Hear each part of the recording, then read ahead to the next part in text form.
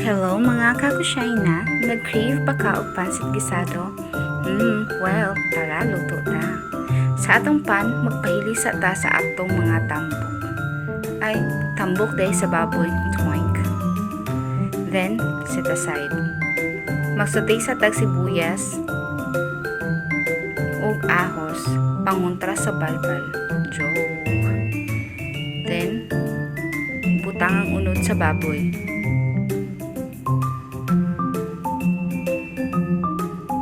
Magbutang og toyo and water. Takluban,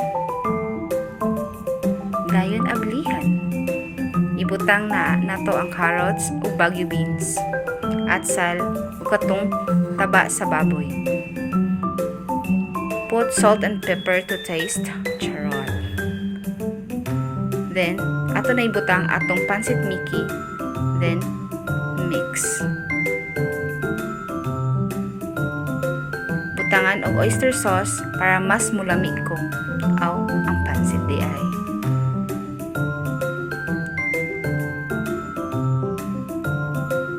Then, ibutang ang cabbage.